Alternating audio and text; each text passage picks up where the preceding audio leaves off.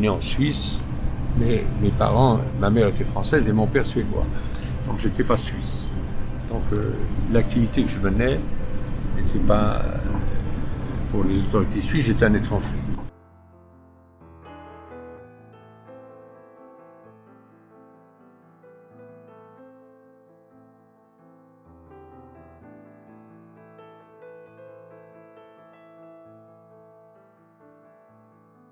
Donc déjà pendant toute la guerre d'Algérie, ils m'ont dit, vous savez, un étranger, il faut pas... Après on m'a dit, vous savez, on veut bien que vous continuiez d'éditer, mais il faut que vous, alors, vous montriez tous les manuscrits, qu'on décide si vous pouvez ou pas, des choses qu'on ne peut pas accepter. Enfin, bon. Donc j'ai toujours refusé, j'ai continué, mais j'ai continué. Après, ils ont peut-être pensé qu'à la fin de la guerre d'Algérie, bon, faute de munitions, mais j'ai continué à dire. Il y avait l'Afrique, il y avait l'Angola, il y avait le Niger, il y avait d'autres choses. Donc j'ai continué. Donc finalement, le gouvernement a pris une décision d'expulsion contre moi. De France. De Suisse. Ah, de Suisse. En quelle année 66. 66, on vous a expulsé vers la France. Non, je ne peux pas parce qu'en France j'étais interdit. Ah bon. Alors j'étais suédois. Vous êtes allé où? En Suède. Là. En Suède. Oui. Quand je suis allé par la Belgique, j'ai fait un moment, mais après j'étais en Suède. Et après Je suis venu en France, mais au début de 90, c'est-à-dire longtemps après. Il n'y avait pas de poursuites. J'ai été plus de 20 ans en Suède, plus de 20 ans en Suède. Il n'y avait pas de poursuites. Non, là, on avait... La question s'est posée, puisque j'avais une interdiction d'entrée. On avait posé la question à des juristes, on dit, écoutez, il vient, s'il y a problème, on réagira, s'il n'y a pas problème. Et puis, c'était effacé. Ça a évolué à partir de deux éléments. D'abord, il y a eu à un moment donné un ministre des Affaires étrangères qui était quelqu'un de très intelligent, politiquement, Max Petitpierre. Max Petitpierre. Et il a un peu, d'abord, dans un premier temps, changé la position parce que moralement, la question de la torture, moralement, la question de Jamil Aboulred, enfin des premiers ministres qui dénonçaient la torture, Galeg et d'autres, hein, ça l'avait. Il y avait une attitude morale. Il ne couvrait pas la France là-dessus. Donc ça a un peu influencé la politique de la Suisse à l'égard des Algériens en Suisse et de l'UFLN pour leur droit d'être en Suisse, alors qu'avant ils étaient très souvent expulsés. Ça a aidé à normaliser la situation des Algériens en Suisse. Ça, c'était une position personnelle de Petitpierre. Puis après, il y a eu un événement,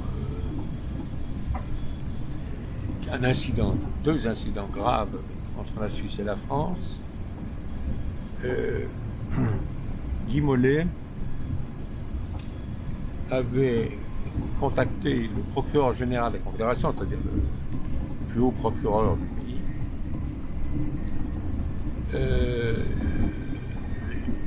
Il avait été nommé, en plus, c'était la première fois qu'un socialiste était nommé procureur de la Confédération en Suisse. C'était un poste en général réservé à la droite. Là. Bon. Et il est nommé, et Guy Mollet le demande de venir à Paris. Et il lui dit, voilà, entre socialistes, quoi. Parce que on combat les mêmes causes. Est-ce que vous pouvez nous donner des informations sur les Algériens et les Arabes en Suisse? Et naturellement, le procureur de la Confédération s'appelait Dubois. avait les informations qui venaient des écoutes téléphoniques, des écoutes de la Suisse, par exemple de l'ambassade d'Égypte ou des autres, et à travers lesquels passait souvent le FLN. Et donc, ce procureur a, avec l'aide d'un des agents, un de ses agents de leur service, informait l'ambassade de France des écoutes que la Suisse faisait. Et à l'époque, l'homme responsable de l'ambassade de France, c'était le colonel Mercier, qui est un agent de la DGSE, et ensuite qui a été mêlé aux questions de la main rouge, lui-même.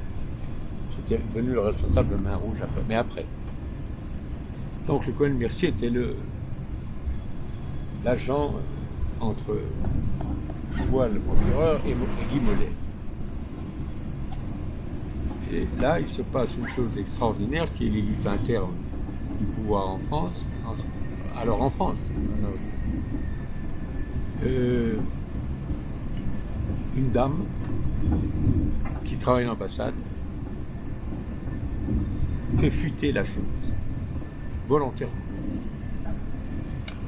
Ça devait être une lutte, elle était gaulliste, ça devait être une lutte entre gaullistes et socialistes et tout ça. Elle fait fuiter la chose. À ce moment-là, l'information fuite et arrive quelqu'un qui est un ami du FLN, un Français avec qui travaille. Et donc, l'information est transmise à la Tribune de Genève, à la Gazette de Lausanne d'abord, qui refuse, mais la Tribune de Genève le publie. Ça crée notamment un scandale. Le fait que les informations le procureur de la Confédération se suicide. Bon, son adjoint qui faisait l'intermédiaire va être jugé et condamné à la prison. Le colonel Mercier est déplacé vers l'Allemagne, c'est là où il va prendre en main la question de la main blanche, etc. Ça crée. Les Suisses n'ont pas aimé, et Petit Pierre, qui était toujours le même, n'a pas aimé que on se serve de leur service, on demande ça, c'est une émission dans notre affaire, ils n'ont pas aimé. Et dans ce climat un peu de tension entre la Suisse et la France, Michel Debré en prend prétexte pour lancer une attaque. Et il commet une erreur, petite erreur, mais qui est très grave pour la Suisse. Il veut attaquer l'union de banques suisses, parce qu'elle est la banque du FLN, pour lui. C'est vrai qu'il y avait de l'argent du FLN à l'union de banque suisse, mais ce n'était pas la seule. Mais dans son discours à l'Assemblée nationale, en attaquant l'union de banque suisse, il ne dit pas l'union de banque suisse, il dit l'union des banques suisses. C'est-à-dire le système bancaire suisse. Ça, pour les Suisses, c'est inacceptable. Donc, cet événement, l'affaire Dubois plus l'affaire de l'Union des banques, ça va modifier, ça va déplacer le centre de gravité de la politique suisse dans une position beaucoup plus médiane.